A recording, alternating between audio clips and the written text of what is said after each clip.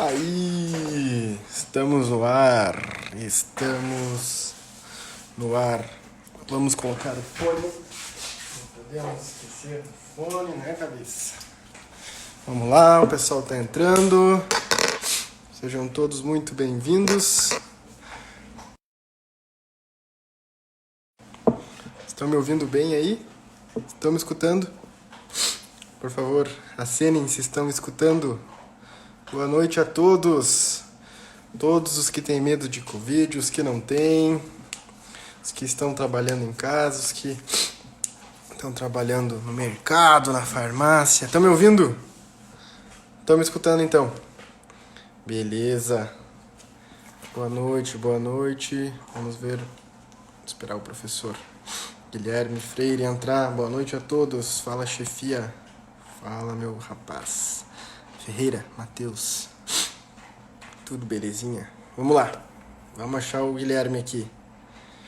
Onde está o professor Guilherme?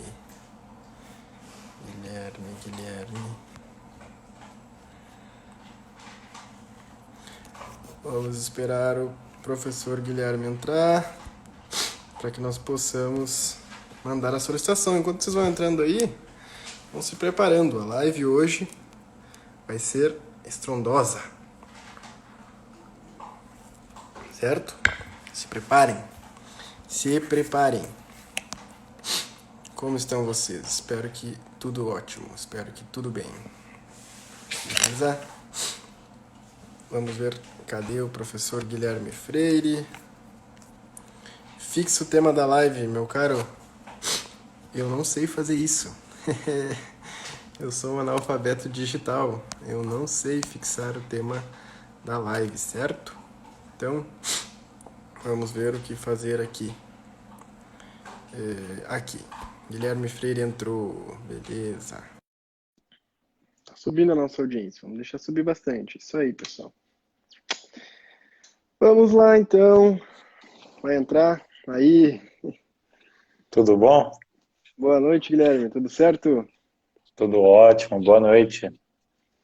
Tchê, já tô me sentindo à vontade em casa. Terceira live no ano já, graças a Deus. Já é um rosto conhecido já. Ah, já, com certeza. Podemos fazer várias, eu por mim. Eu adoro. Seja interlocutor fantástico. Aos poucos a gente vai pegando as manhas aí. A principal é deixar o convidado falar. É uma coisa. Um dia a gente lança um. Como entrevistar convidados em lives aí, quem sabe ajuda bastante. Então tá, Guilherme, dividir a live hoje então para os nossos convidados, tá? Aproveitar bem, assim, não sei se tem muito tempo e tal, mas ela tende a ser extensa porque é o assunto que o pessoal mais fica perguntando e tem muita gente jovem, daí tá no colégio e daí a gente sabe como é que é, tem professor de esquerda, tem professor bolsonarista, tem de tudo, né? Tem gente que estuda conservadorismo britânico e daí alguém fala, não, mas o ibérico é melhor e o assunto política é infinito, né? As pessoas sempre estão Uhum. debatendo sobre isso. Então, eu dividi primeiro em duas partes. Né? Primeiro nós vamos pegar o tema que a gente botou ali na Uhum. live, para a partir desse tema a gente ir para a questão do distributismo, certo?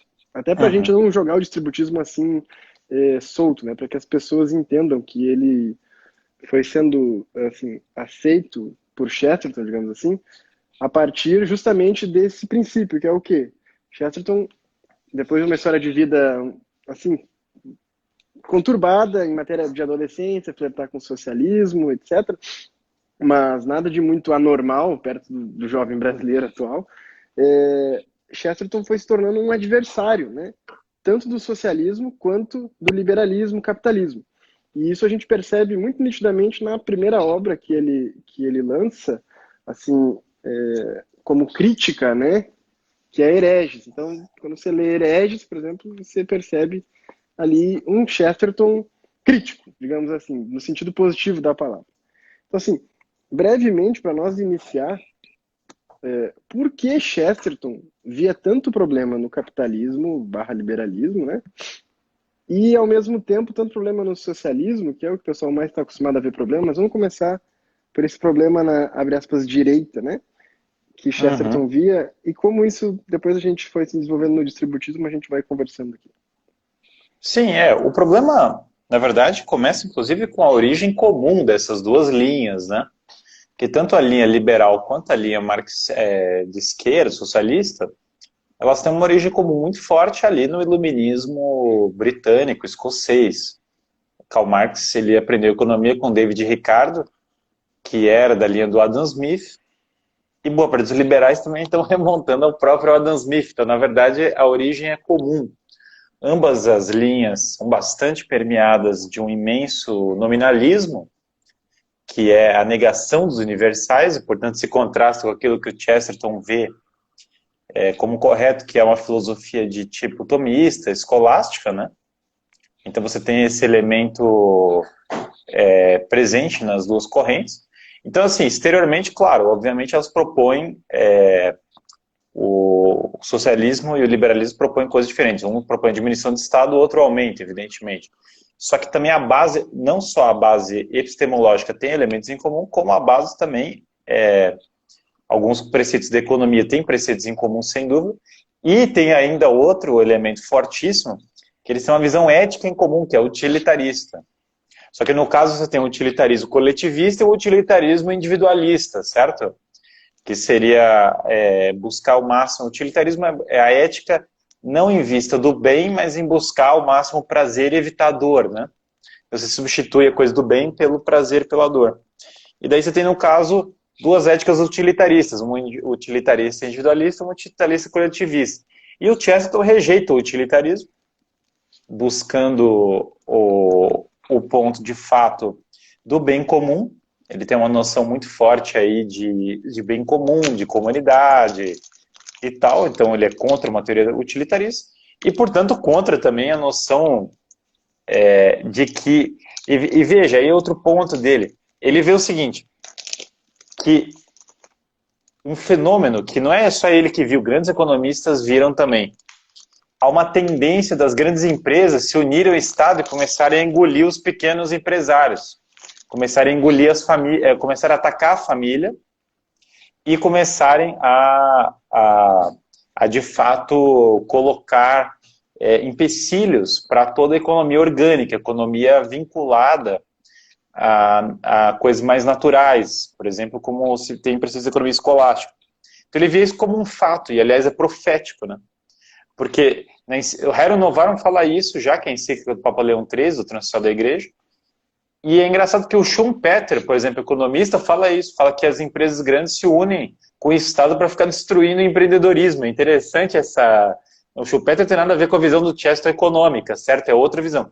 Embora tenha um trecho do livro do Schumpeter que ele fale, olha, a única alternativa para o que eu estou falando seria do Transocial da Igreja, mas ninguém acredita no catolicismo, ninguém quer seguir isso. Então o Schumpeter, ele menospreza essa linha por causa disso. De qualquer maneira, não deixa de ser interessante a profecia disso, porque ele via esses poucos empresários grandes viciando toda a possibilidade de você ter o seu negócio, ter a sua desenvolvimento econômico, se unindo ao Estado. Então, na verdade, ele via mais a simbiose dos dois ali do que propriamente o predomínio de um, que é uma coisa muito comum.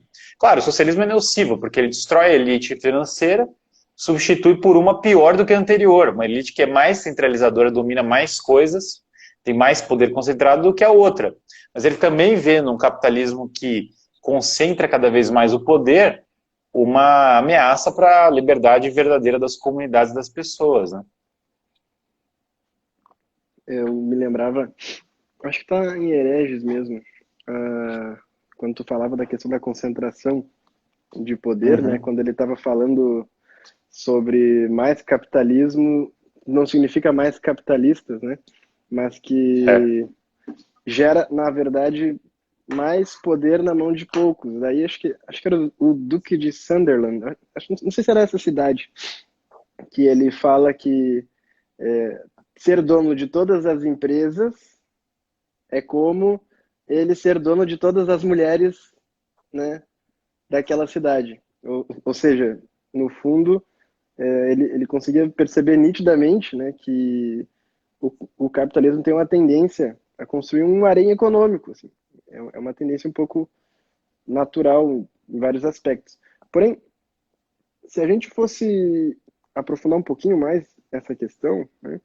E a gente vê isso bastante nas aulas do próprio professor que fez o livro da filosofia perene, é que antes de existir direita e esquerda, existia um mundo, né? As pessoas, antes de existir capitalismo, socialismo, né? Antes de existir o próprio liberalismo econômico, ou liberalismo em geral, como foi surgindo, existia um mundo, né?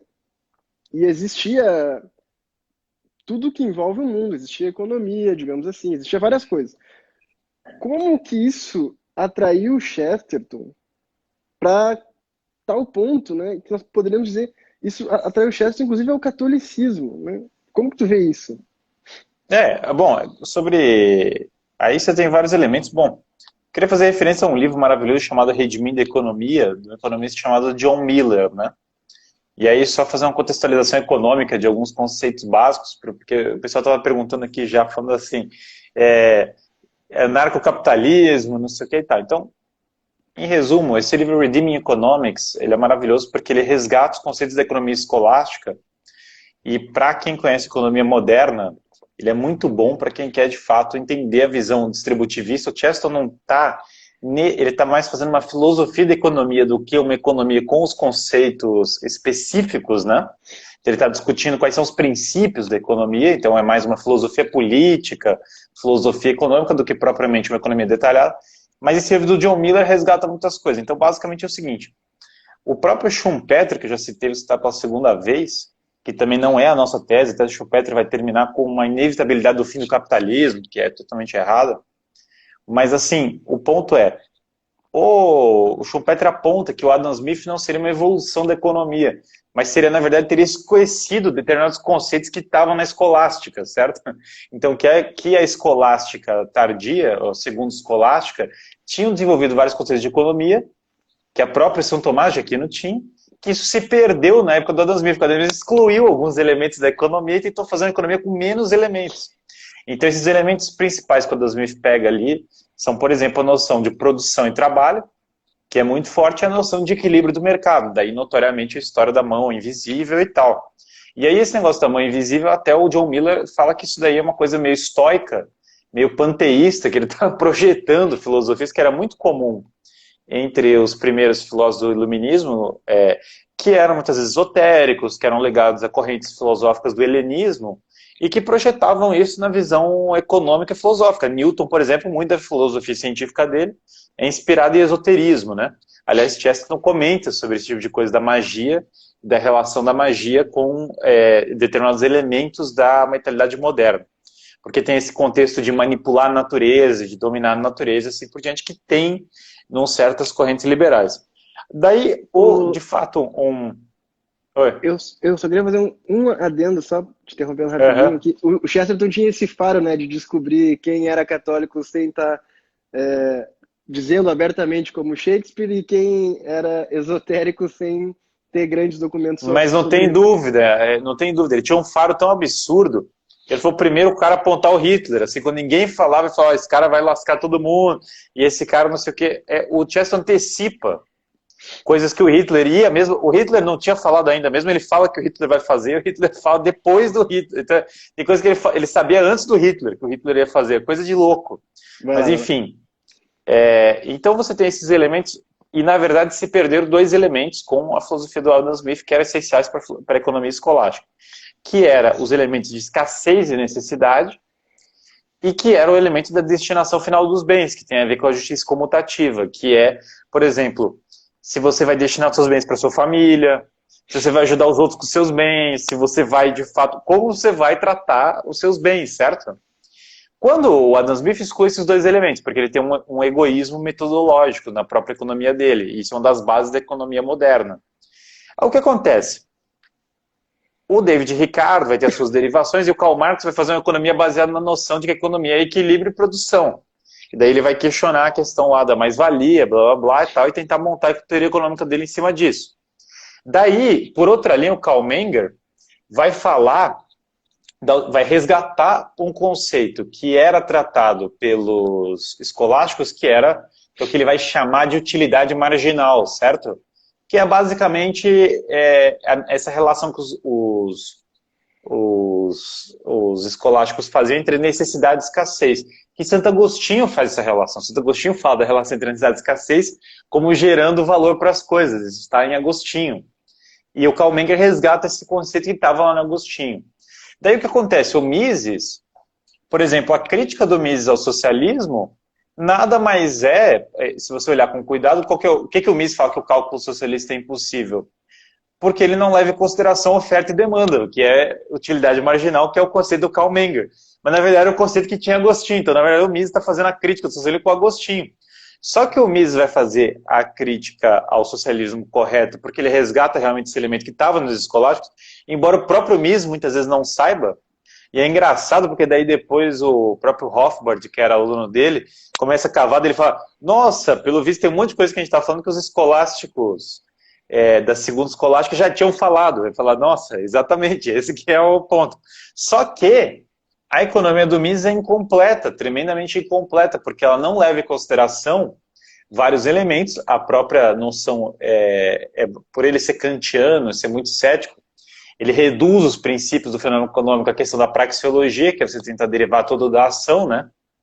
Então tudo é ação na economia, e daí se derivaria todos os postulados, que é uma redução do fenômeno, e você não pode fundamentar uma economia só na base da utilidade marginal. Embora ela seja boa para você bater no socialismo, ela não consegue explicar todos os fenômenos. Eu já dou um exemplo básico, que é a destinação final dos bens, que não é utilidade marginal. Por exemplo, o impacto da família na economia. A utilidade marginal não te coloca o impacto que tem as famílias estarem estruturadas ou não estarem estruturadas. E esse impacto ele é visível na própria finança pessoal de imediato. Se as famílias são desestruturadas, você está lascado. Gente que está com a família desestruturada tem muito mais chance de ter... isso é estatística, qualquer projeção que você faça vai mostrar isso. Tem muito mais chance de ter prejuízo. A sociedade que tem famílias muito estruturadas começa a ter crises. É o fenômeno que nós estamos vendo hoje, que os países europeus tradicionalmente mais ricos estão desacelerando o crescimento deles, estão tendo dificuldade, a geração mais nova está perdidíssima financeiramente em comparação às antigas, e se perdeu isso. Outro elemento então esse é um elemento fundamental. Outro elemento, por exemplo, toda a noção de que tem determinados elementos que se as pessoas não resolvem por conta própria, o Estado, elas começam a recorrer ao Estado para o Estado resolver.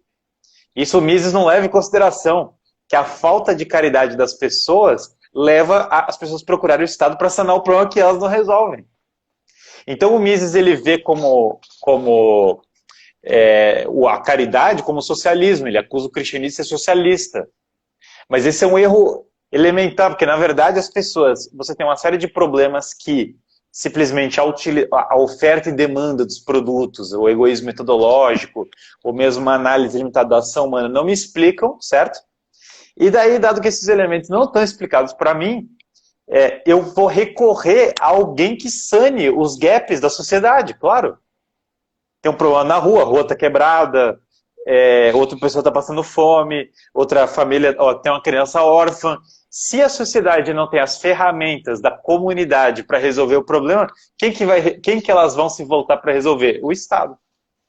Então, o liberalismo fora da a noção de liberdade econômica sem caridade, comunidade, subsidiariedade, que é outro elemento que para o Chesterton é fundamental, ela se perde. Então se perde a liberdade. Então o Chesterton não estava com todos os conceitos econômicos que eu estou falando, que não era a especialidade dele, a área de estudo específica, né? Só que ele entendeu exatamente da maneira que eu estou falando, exatamente esse fenômeno. Ele intuitivamente, ele também tinha uma certa noção de economia escolástica, de visão escolástica, ele de fato tem isso. Uma pessoa até mandou aqui, caridade só tem sentido quando é consentida. Quando o Estado não pratica, não é caridade. Claro, mas é aí que é o problema do Mises. Eu não estou defendendo que o Estado faça a prática da caridade com os bens alheios, até porque o Chesterton é muito crítico do Estado moderno, ele quer dissolver o Estado moderno, daí distributivismo também. Distributivismo não é só bater no monopólio, é bater no Estado moderno também. Só que tem um detalhe. No visão do Mises, você não pode equacionar Olha aí. Esse livro é isso aí que tu falou, né? Essa crítica ao Estado moderno. Exatamente. Aí daí o que eu tenho?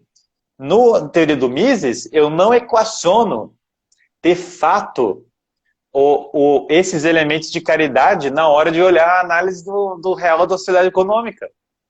E até se equacionar é ruim, porque daí é socialismo. Tá aqui, tô com o livro dele aqui, ó. Se alguém me falar que não é, tá aqui, ó. Aí eu abro aqui na passagem e mostro aqui do Mises, que o Mises contradiz. O Mises, ele rejeita a metafísica realista e rejeita tudo isso. Então, o liberalismo do Mises não é a mesma coisa, sei lá, do liberalismo do Adam Smith, claro. Não é a mesma coisa do liberalismo do John Locke. É um outro liberalismo, certo? Só que, seja a linha do Mises, seja a linha do Adam Smith, seja o estatismo, que daí o socialismo e o Keynes daí contrariam também monstruosamente. Todos eles padecem de alguns erros essenciais de começo, de start, que o Chesterton percebeu a raiz do problema. Então ele não está combatendo Portanto, ele está fugindo dessa dicotomia assim, é mais Estado ou menos Estado. Não, é outro tipo de organização política, social e econômica, ou seja, ele não está no... Ele não tá, e também não é terceira via, não é fazer o Estado liberal, social-democrata. Isso aí para ele também seria mais parecido com o Bernard Shaw do que a teoria dele. Ele realmente está querendo mudar totalmente o paradigma da organização social. O problema, na verdade, está na filosofia, né?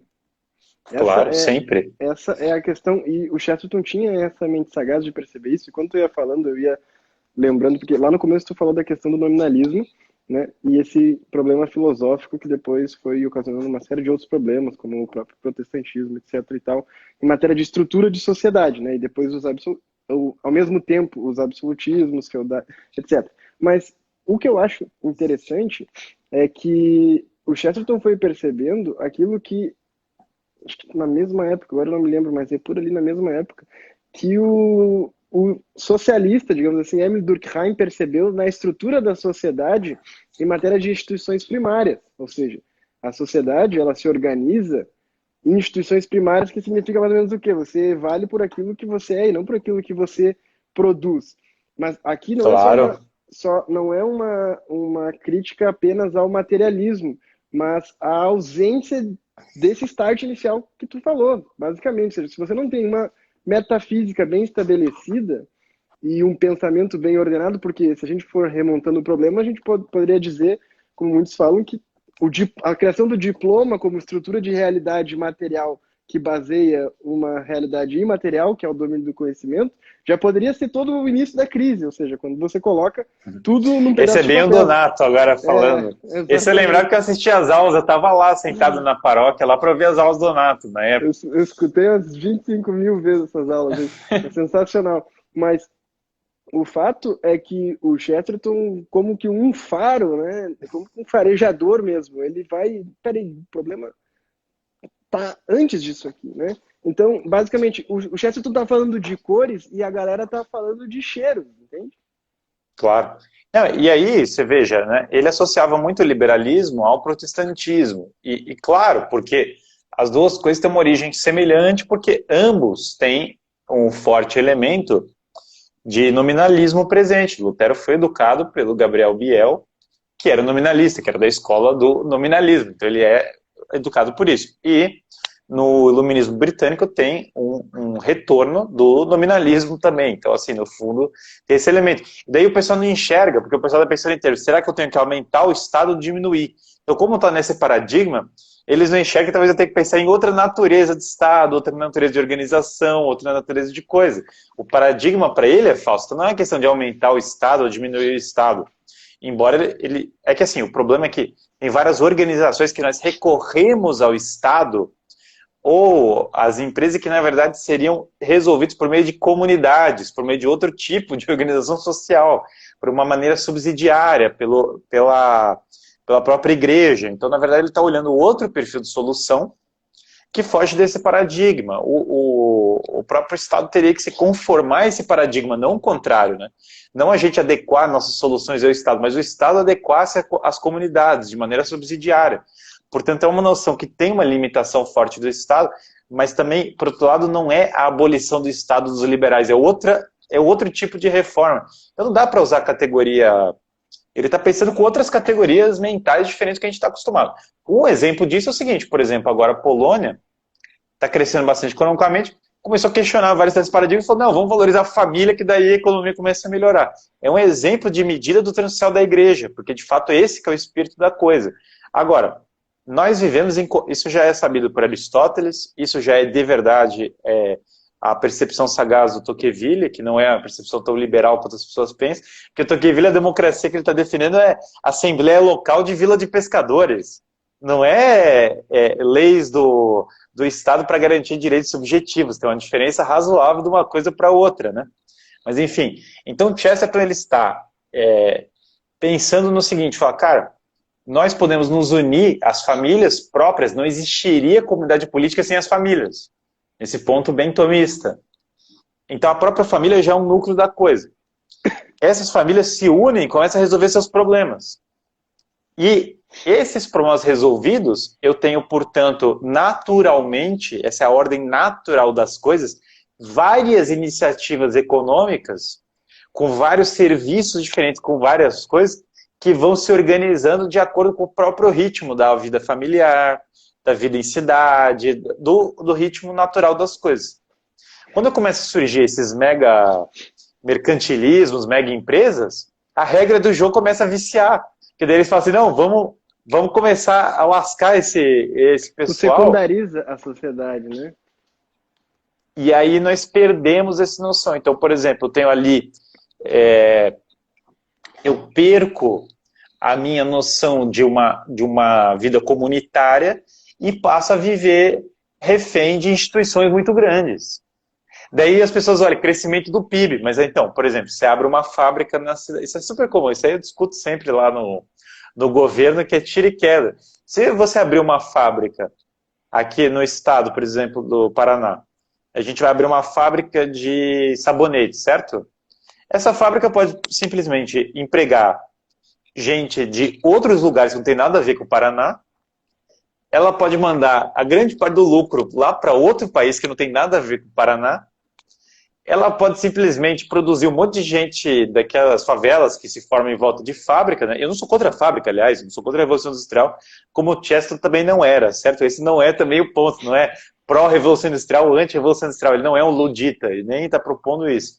Mas assim, e aí você não tem um desenvolvimento orgânico, e aquele serviço não tem nada a ver com nada da economia local, da dinâmica local. E daí depois a fábrica vai embora, e daí quando você olha na estatística, o Estado teve o crescimento do PIB, aumento de tantos empregos, mas a estatística não diz nada sobre a vida de fato das pessoas que estavam ali. Então é uma estatística ilusória, certo?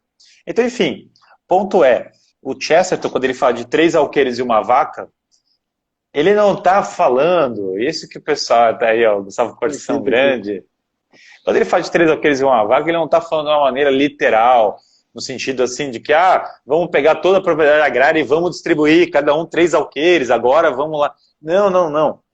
É que assim, 3 alqueires e uma vaca é quando a sociedade consegue direcionar sem esses incêndios. Tanto que o Bello, que argumenta um negócio muito correto no Estado Servil. Ele fala, gente, acho que a gente está combinando. Aí, olha aí, a gente está combinando as coisas aqui. O Estado Servil, o Bello, que adianta um negócio muito correto. Ele fala assim, olha, chegou a reforma protestante, eles estatizaram as propriedades da igreja e privatizaram para um grupo de meia dúzia. E aí se criou uma elite na Inglaterra que nunca existiu, que na verdade você passou 1.500 anos, não existia esse pessoal, ou seja, a sociedade organicamente falando nunca produziu esse tipo de elite agrária, e aí você artificialmente, por meio da reforma protestante, criou essa elite. E daí esses mesmos começam a falar assim, não, em defesa do liberalismo. São esses caras que criaram o Partido Liberal Britânico, o Partido Whig, a peruca lá e tal. Então, ali no Estado Servil, que é um livro verdadeiramente profético, ele antecipa muito melhor, por exemplo, como é que você explica a China, que é o Partido Comunista, que é a favor das zonas livres de comércio. Com a teoria mais Estado, menos Estado, você não explica o que é aquilo. Aquilo é uma anomalia. Com a visão do Chesterton, você explica facilmente. Aliás, é a coisa mais natural do... Como que você explica essas famílias de milionários, que tem tantas, que financiam o fim do capitalismo? Como você explica isso na teoria do livre mercado? Não, você não explica direito. Você explica corretamente na doutrina social da igreja ou no distributivismo, nas doutrinas afins. Então, é esse o ponto.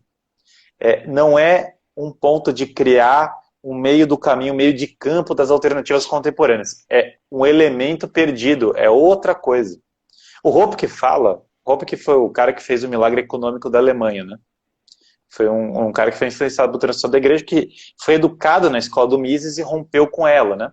E aí o Hoppe que fala, cara, qualquer análise econômica que o cara não perceba que faz toda a diferença você morar numa cidade de 100 mil habitantes para uma cidade de 1 milhão de habitantes, já não entendeu como funciona a economia. Tá errado isso. Você já dá, não, tanto faz. Na economia liberal, você não, tanto faz. Isso aí não é análise econômica, você não pode medir isso.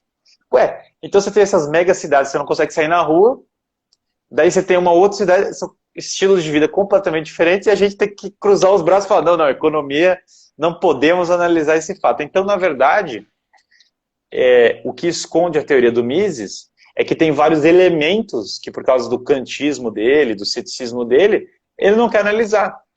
E não só o Mises, todo o establishment liberal. Daí, claro, aí você tem ainda uma figura de um Keynes, que aí o pessoal pensa, então a nutrição da igreja é tipo o Keynes, assim, é o Estado gastar dinheiro. Não, não, daí você cria um monstro, porque daí você está criando uma insanidade em cima da insanidade. Você já tem uma doideira, daí você cria uma outra doideira para sanar a doideira. Então o Chesterton é contra isso também. Ele vê essa linha do H.G. Wells, do Bernard Shaw, essa ascensão do Estado moderno, socialismo fabiano, não sei o que. Isso é como uma coisa terrível. Até o Homem Eterno é contra a visão histórica do mundo do H.G. Wells. Então é outra linha, né? E até porque isso, ele foi percebendo, isso foi trazendo uma série de outros problemas que envolve educação, envolve saúde, envolve uma série de inúmeros problemas. Mas tem até acho que foi um artigo que eu li uma vez que falava mais ou menos assim, a questão para Chesterton não é se a empresa vai ser estatal ou privada, mas vai ser o quanto que ela realmente vai servir ao bem comum, né? Claro. Então, e a gente nem começou a falar oficialmente de distributismo ainda, meus amigos. Não. Mas, assim, se a gente, então, for levar para o lado da criação do distributismo, e a gente está falando de filosofia econômica, digamos assim, né? Chesterton traz alguns elementos, como a questão da vida, a questão da família, a questão da propriedade privada, do trabalho daquela família que tem uma propriedade privada, etc. E tudo isso engloba a visão dele distributista, que ele não surgiu não surgiu só da cabeça dele, né? Ele pegou muita coisa do Bullock e mais, né? Assim, não foi só que ele pegou a teoria econômica, no fundo resvalou toda uma cosmovisão, né, católica que foi fazendo essa transformação nele. Porém, se nós fôssemos tentar sintetizar, ou resumir, ou explicar para as pessoas, certo? O que é o distributivismo, ou distributismo, como que nós faríamos isso? Uhum. Eu resumiria que é o seguinte, é uma espécie de filosofia da economia, né? Que é, de certo modo, baseada na doutrina social da igreja, embora em última instância seja baseada na filosofia da economia dos escolásticos, que é realmente a forma como...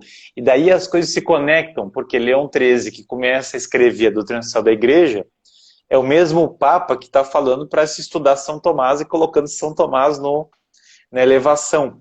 Então, no fundo, as coisas têm uma complementaridade muito grande. Então, não é à toa a semelhança entre distributivismo, doutrina social da igreja e a questão do São Tomás de Aquino. As três coisas estão conectadas. E mais ainda que o Chesterton não coloca tão explicitamente, o conceito de lei natural, que está implícito no que ele está falando, mas ele não explicita tão claramente. Mas, enfim, e tudo isso conectado pela questão da subsidiariedade e tal. Mas, resumindo, é um tipo de filosofia da razão prática, certo? Um tipo de filosofia política e econômica, né? Então, o distributivismo é isso. Uma filosofia que valoriza Quais preceitos? Bom, alguns preceitos essenciais, inclusive esse que eu estou falando, da justiça comutativa, né? Que envolve anexa a ele, anexa a questão da lei natural, princípios como subsidiariedade, princípios como efetiva valorização da propriedade, comunidade, e nada a ver com comunismo, no sentido o sentido de solidariedade dos bens, que não tem nada a ver com a solidariedade da Revolução Francesa, que é a anti-solidariedade, que é o apogeu da anti-coisa correta, exato. Então você tem aí uma série de elementos, né, que o distributivismo de fato resgata, mas que orbitam em volta dessa noção de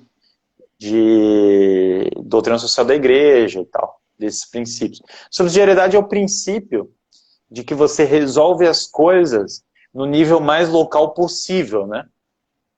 Que é um princípio que tem muito a ver com a noção de responsabilidade. Então, por exemplo, se o município tem condições de resolver uma coisa, você não vai pedir que o Estado resolva.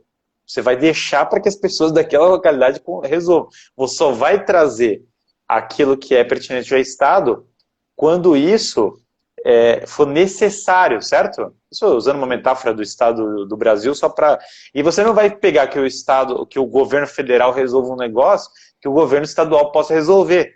Isso, porque se você viola o princípio da subsidiariedade, você começa a abrir mão da verdadeira liberdade e da cooperação entre as pessoas e da possibilidade de manter as coisas na pessoalidade.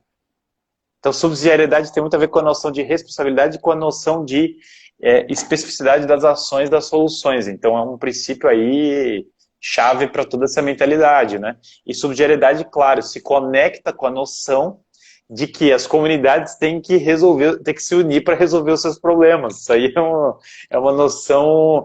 Então, por isso, famílias fortes, comunidades fortes, com valores fortes que possam fazer isso.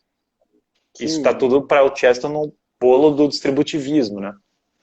Eu nunca vou me esquecer de umas aulas que eu tive com um professor de Porto Alegre, e umas aulas do professor Pugina também, que eu consegui acompanhar, que sempre são muito boas, da escadinha, né? Ou seja, aquilo que a pessoa não pode fazer, né? Ou não consegue fazer, então é dever da família fazer para ela. Agora, se ela pode fazer, se a família fizer, atrapalha a pessoa e quebra. Isso, perfeito. E aquilo que a família não pode fazer, né? Não consegue fazer, então a vila tem que fazer, né? E aí depois o município, a sociedade, depois, por fim, o último, o Estado. Senão você tem um tipo de absurdo, por exemplo, o quanto esse princípio... O maior exemplo para as pessoas entenderem é o julgamento só é condenado de fato quando, em última instância, está resolvido. Ou seja, você coloca 13 pessoas, entende? Para julgar todos os casos do Brasil. Então, assim, claro. É uma insanidade. É uma insanidade tremenda. Claro. É um decreto da nossa falência completa como civilização. E é isso que a galera não entende. E é por isso que ele chamou de um esboço de sanidade. Ou seja, no fundo, a loucura do homem produziu loucuras econômicas, né? Loucuras ideológicas, justamente nisso. Porque ao invés de toda essa matéria e toda essa estrutura servir ao homem, ele quer colocar o homem a serviço disso, né? Então, o Chesterton sempre faz eu sempre faço aquela analogia que ele fala da questão da loucura, da racionalidade total, né? Ou seja, você não tem como descobrir tudo que está à sua volta. Então, o que você faz? Você abre a cabeça e coloca tudo dentro. É impossível você fazer isso, né? Com certeza. Duas perguntas que surgiram aí é o seguinte: o pessoal falou assim, hoje em dia o pessoal nem cuida do condomínio, que dirá da cidade. Exato, e aí que está a limitação da visão liberal também. Porque esse é um dos principais problemas que nós vemos hoje. As pessoas não têm mais senso de responsabilidade, de cuidar das coisas. Então tem lá a praia suja, ninguém recolhe as coisas. Por quê? Porque o Estado vai ter que passar lá e recolher para mim. Então daí nós vendemos toda a nossa autonomia e somos dominados por forças que a gente desconhece, que a gente nem sabe de onde vieram. Então esse é um fator. Outra coisa que comentaram ali foi do Paulo Cogos. Paulo Cogos é meu amigo. Eu adoro ele e ele estuda eu acho que ele está estudando ainda. Eu recomendei que ele estudasse na minha faculdade, no Mosteiro. E daí ele foi estudar pelo que eu entendi, por recomendação minha. Então, fico muito feliz. Acho que ele está sendo muito benéfico para ele, da última vez que eu conversei com ele, né? Eu adoro ele, é na mesma paróquia que eu, lá em São Paulo, na Nossa Senhora do Brasil. Eu acho fantástico. Tenho vários amigos. O pessoal falou, ele tem várias coisas. O Paulo é super divertido. Eu não sou anarcocapitalista, obviamente, mas ele também, com o tempo, a gente vai se acertando, chegando numa coisa. Acho que muita gente só não é distributivista porque não entendeu ainda qual é o princípio da coisa. Tem uma visão, às vezes, se divulga às vezes uma visão mais superficial da coisa, daí não está entendendo o contexto geral. Com o tempo, mais gente vai vindo pro bolo, entendeu? Tu sabe que toda vez que eu abro caixa de pergunta aí na página, me perguntam o que acha do Paulo Cocos? Sempre, e eu sempre esqueço de botar no Google para ver, porque quando eu comecei a estudar, e quando tu começa a estudar, tem essa febre de querer entender política, e aí você começa a comprar livro do Scruton, aí você começa a fazer etc, e ler tudo do Olavo, e ver vídeo, etc. Daí eu comecei a estudar tudo isso e comecei a pensar, eu vou enlouquecer, né? Vamos começar do princípio. Aí vamos começar pela filosofia, etc, história, blá, blá. Uhum. Então daí eu acabei saindo desse mundo, né, político de YouTube, etc. Então, as pessoas me perguntam quem é Paulo Cogos, eu nunca sei. Então, assim, ó, o Guilherme respondeu essa pergunta aí, depois a gente tira um print, daí diz assim, você quer saber a opinião sobre Paulo Cogos? Pega aqui, vai lá na live e fala com o Guilherme. Saudade dele, um abraço para ele. Eu tenho que fazer uma live um dia com ele, que eu adoro Paulo Cogos, lá da minha cidade, acho super, lá de onde eu cresci, que é São Paulo, acho ótimo. Eu vejo, gente, assim, fato a visão liberal não se sustenta, certo? Não se sustenta, em última instância, o Paulo, na verdade, o que muitas pessoas são a favor do liberalismo é que elas não querem o Estado moderno controlando as suas vidas, certo? Mas até aí, a doutrina social da igreja, ou o distributivismo, não sei o quê, também não oferece esse caminho. Então é ótimo isso, entendeu? Eles também não é esse caminho. O Estado moderno não vai te controlar nessa linha. Só que o liberalismo não vai te dar de fato essa liberdade. Por quê? Porque o egoísmo metodológico vai continuar perpassando vários dos problemas que são os problemas que nós vemos hoje. Cara, é loucura o que eu falei. Tem gente que vai falar, é doideira. Mas é claro, Karl Marx baseou toda a análise econômica dele na economia liberal. Por quê? Se o egoísmo é tomado como um ponto de partida inevitável, do qual não se exclui possibilidade alheia, certo? Abstraindo, claro, que Karl Marx também tem o erro de negligenciar a questão do cálculo, da utilidade marginal, necessidade de escassez. Abstraindo esse fato, muitas das conclusões que ele chega, excetuando esse outro erro, são decorrentes desse egoísmo metodológico, que ele vai falando, já que todo mundo é egoísta, um cara é detentor de mais propriedade, o outro vai não sei o quê, ele vai tirando as conclusões baseadas naquilo que o David Ricardo, que o Adam Smith estavam ensinando. Exato. Agora, por que eu tenho que aceitar as teorias antropológicas, filosóficas, de filosofia política do Adam Smith e do David Ricardo? Eu não preciso aceitar isso, eu posso ter outra teoria. Vale a mesma analogia para a questão filosófica do Newton, né? Por que eu, além da física, eu preciso concordar com ele filosoficamente? Ou seja, as pessoas elas não conseguem entender, voltando para o assunto, que o problema ele é filosófico. E até é interessante que o Chesterton via muito, né, o comunismo, o marxismo, o socialismo, enfim, como uma tentativa ou uma resposta aos problemas liberais. É exatamente isso. Claro. Então, aí você tem o erro gera o erro, e daí vai o erro gerando o erro e fazendo o círculo. E daí ele via, tanto que tinha o erro e a resposta do erro, que ele adora falar isso, né? Por exemplo, do puritanismo, vinha esses caras que eram subversivos, né, os dandies lá na Inglaterra, que era para romper com o puritanismo, daí vem os dandies, daí vai ter outra reação evangélica para ir contra os dandies, então ele vai ver que os extremos vão gerando as reações contrárias, e aí vão girando esse círculo, né, e criando essa simbiose louca, que é exatamente o que vai acontecendo hoje. Daí você tem uma cidade que mistura hedonismo com puritanismo. Esse é o mundo contemporâneo. O mundo contemporâneo se você comer fritura, você quebrou as leis do cosmos, certo? Então as pessoas têm lá, então tem um puritanismo albigense louco. Ao mesmo tempo que as maiores doideiras morais você pode praticar. Então é uma simbiose das reações misturadas, né? Nesse sentido, o Hegel está certo. O problema é que o Hegel está certo em acertar um erro, certo? Ele está descrevendo um erro. Essa coisa de ficar tendo tese, antítese e síntese, na verdade é uma doideira, uma renúncia do bom senso, né? E você pega tudo isso, ainda pega uma enxurrada de tecnologia nunca antes vista, né, em 1800 anos anteriormente, e se a gente pegar os últimos 50 anos, nunca imaginada por nenhum tipo de sociedade, você tem um pouco de ideia da quantidade de loucura que governa esse tipo de sociedade e de pessoas que ainda continuam pensando nessa base do egoísmo. E aqui eu queria fazer 2 insights que me veio, não vou esquecer, eu preciso não deixar passar, né? E aí, eu não sei se a gente passar 1 hora, se tu quer continuar mais um pouco, por mim, eu tô que tu quiser. Eu para mim pode continuar, eu não quero, esse assunto tá divertido. Tá bom, Você que manda. Eu tenho lives que eu digo assim, eu tô louco pra acabar, sabe? Eu fico olhando ali no relógio, vai acabar. Hoje eu não tô assim, hoje vamos continuar aqui, não tem problema, a gente atrasa a janta, a esposa fica um pouco brava, mas ela entende. Que é assim, o primeiro insight é a questão da sociedade baseada, né, no egoísmo, quando na verdade você tem, até chegar numa sociedade baseada no egoísmo, você tem uma decadência, né, de sociedade que era baseada em virtudes teologais para virtudes morais, de virtudes morais para virtudes cívicas, de virtudes cívicas para virtudes sociais, digamos assim. Isso. De virtudes sociais para nenhum tipo de virtude, mas para assim, para a liberdade, um conceito absolutamente arbitrário. E assim você vai indo até chegar, né, nesse fundo do poço.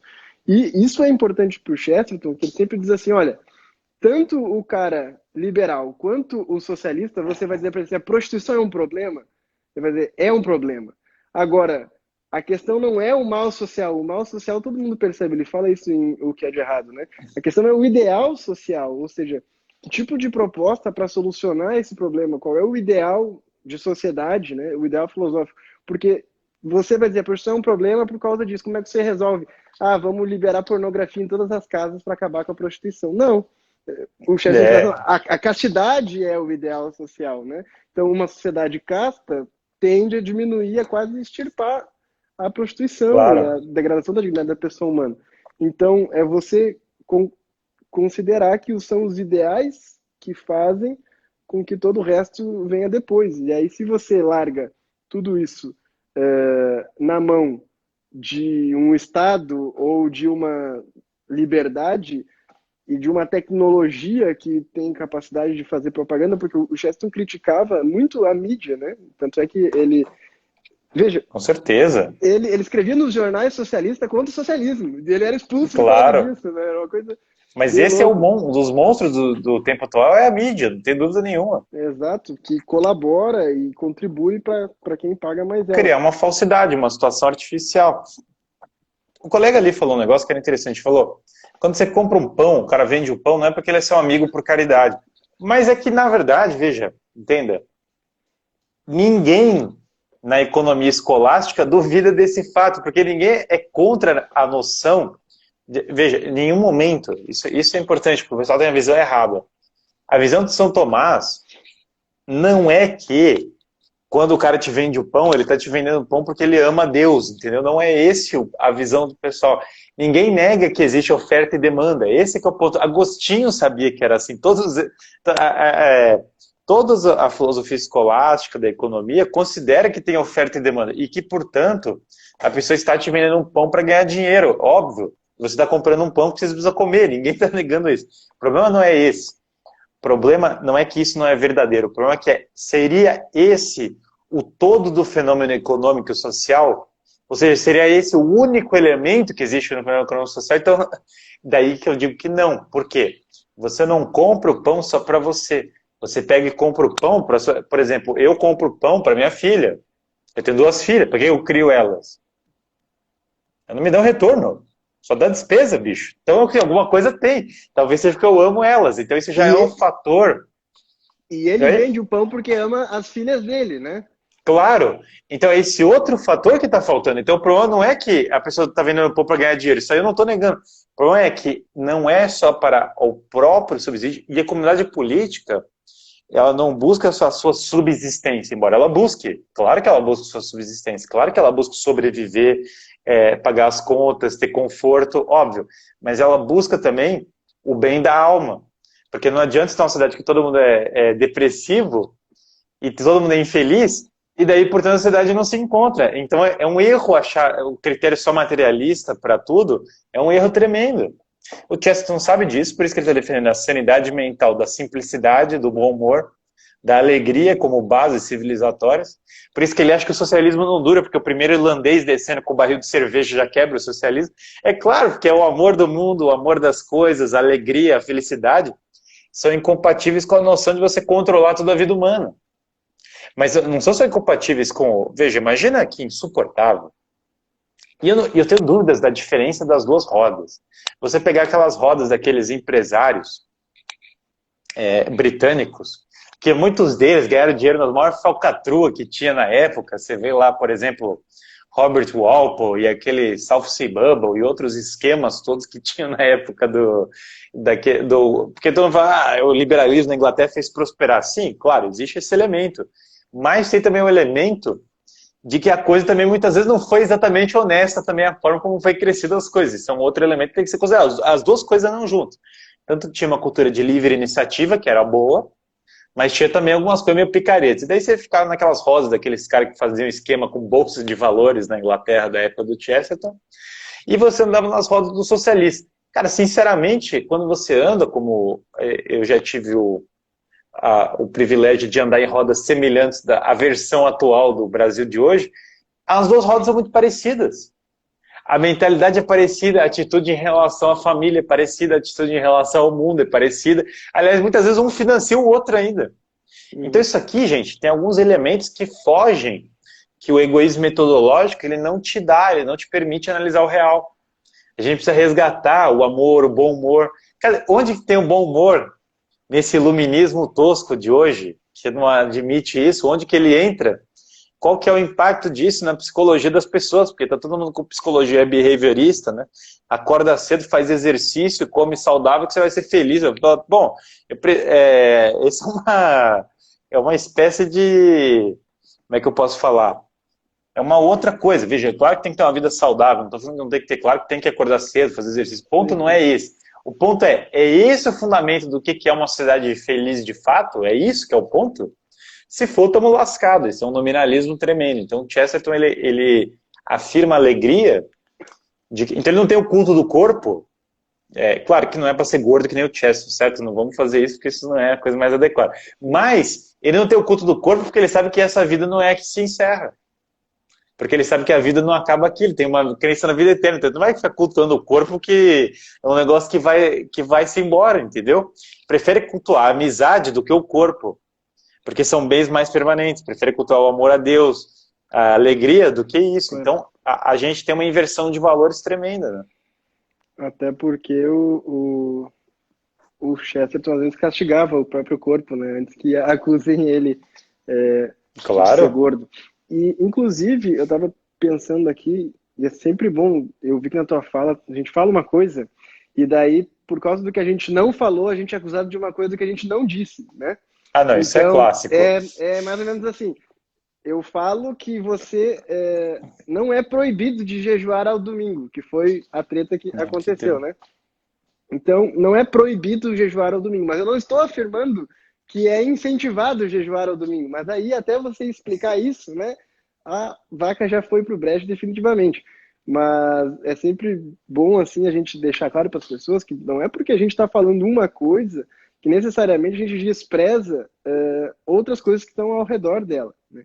Então, analisar tudo de um ponto apenas é o pensamento metonímico. E eu percebo que o Chesterton percebeu muito isso, que é o que? Você analisa o pensamento metonímico, para explicar ao pessoal, resumindo assim, Claro. de um modo simplório, você pega o todo e todo sempre tem partes, certo?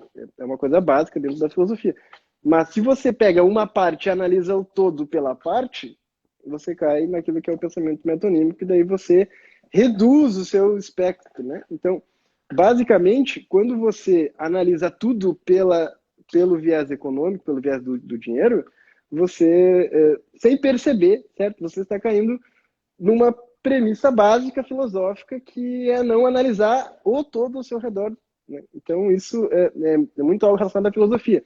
A live vai cair daqui a pouco, então eu vou deixar a parte de confronto, porque eu tenho umas perguntas para te fazer sobre a questão da crítica, né, ao distributismo, porque não é só elogios, né? A gente tem essa questão contrária, tem duas críticas principais que se fazem, né, que nós vamos debater logo na sequência aí da live. Eu tô que nem o Faustão aqui, tô falando, depois dos reclames do Plim Plim, a gente vai continuar aqui para fazer a audiência ficar. Mas que é a questão de ser utópico, o distributismo, né? Uhum. E a questão de ser uma tentativa falha de enquadramento da doutrina social da igreja. São as duas questões aí que logo que cair, vai ter um intervalinho de 1 minuto aí para eu servir uma água e a gente volta daí, tá? Mas, assim, eu não sei o que tu acha em relação a essa questão da metonímia e pra gente... Não, da renomatomia é o resumo, veja, heresia e ortodoxia, usando categorias do Chesterton. A heresia é você pegar um pedaço da realidade e transformar o mundo inteiro naquele pedaço da realidade. É isso que está acontecendo, é isso que acontece com o liberalismo, é isso que acontece com o socialismo, é isso que acontece com várias dessas mentalidades modernas. Você pega um pedaço da realidade e acha que aquilo é o mundo, certo? Então tem lá o elemento da necessidade das pessoas sustentar, que eu tenho que transformar aquilo no mundo. A ação humana é o princípio de todas as coisas, não sei o quê. Então é um exagero de um determinado princípio que é verdadeiro, que tem a sua verdade, dependendo de como você olhar. E a ortodoxia, ela justamente consiste em você ver os vários aspectos da realidade, você vê a realidade inteira. Portanto, uma realidade abrangente, portanto, uma realidade com várias variáveis, mas uma realidade que inclui todos os elementos de fato. Então, não reduz o real àquele pedacinho mundinho. Então, o que está acontecendo hoje na filosofia política e econômica é uma filosofia extremamente ideológica, extremamente herética nesse sentido, ou seja, extremamente particular, que pega aspectos do real, e muito fechada para o fenômeno completo. Então todo mundo, o cara vira socialista porque ele não quer cair no liberalismo, daí ele vira liberal porque ele não quer cair no socialismo, daí ele vira conservador porque não quer cair no... E daí vai indo a coisa vai girando e ninguém parece encontrar o centro da coisa. Ou seja, a gente está girando em volta da periferia sem achar o centro do problema. E não vai achar nunca, porque está todo mundo partindo da premissa utilitarista e relativista. E se não quebrar essa premissa utilitarista e relativista, a gente vai ficar circulando em círculo, correndo atrás do próprio rabo eternamente. Então o Chesterton foi no X da questão. É aí que está o ponto que o pessoal tem que perceber. Não é questão de... Isso a gente vai tocar na outra. Mas não é questão de sonho, é que ele está indo no centro da questão. Não é... É investigação. Você tem duas formas de chegar... Duas formas de chegar em casa. Ou você dá a volta ao mundo e chega em casa, ou você fica em casa e percebe. Fato é que a gente pode dar aqui toda a volta e tal. Falta que o bom senso e a realidade mais imediata das pessoas acusa a insanidade do mundo contemporâneo. Você não vê você não larga o cara que vive no campo normalmente e ele começa a achar que tem que imprimir dinheiro, entendeu? A rodo para poder resolver os problemas. Isso não é uma solução natural. Ele não começa a achar que ele tem que estatizar a propriedade da vila de pescadores vizinha, porque daí agora, com todos os pescadores, eles vão acabar com os meios de produção. Então, tudo isso já são anomalias que vão surgindo de um erro em cima do outro, né? Deixa eu mandar um abraço aqui pro professor Victor Salles. Fiquei muito feliz quando tu criou o grupo lá, que eu vi o WhatsApp dele lá. E sou bastante fã dele, acompanho algumas aulas e espero em breve conseguir fazer uma live com ele também. Mandar um abraço para ele. Meu companheiro da JMJ do Rio. Victor Salles, o cara dita Platão, coisas maravilhosas, adoro o Victor Salles, ele é meu amigo há uns bons anos. E ó, vai cair aqui, então além de nós falar das críticas ao distributismo depois do intervalo, né, a gente vai responder as perguntas aqui de vocês, tem um monte de perguntas, vocês, então façam uma pergunta lá, a gente vai tentar responder rapidamente, nas medidas do possível, E vamos falar também, vamos pegar a dica de por onde começar a estudar política e distributismo, né? Porque não dá só para ficar falando do problema e não ajudar a galera também a Não, resolver mas isso. lógico. Então, o Guilherme vai passar para vocês aí a república, vai passar a política,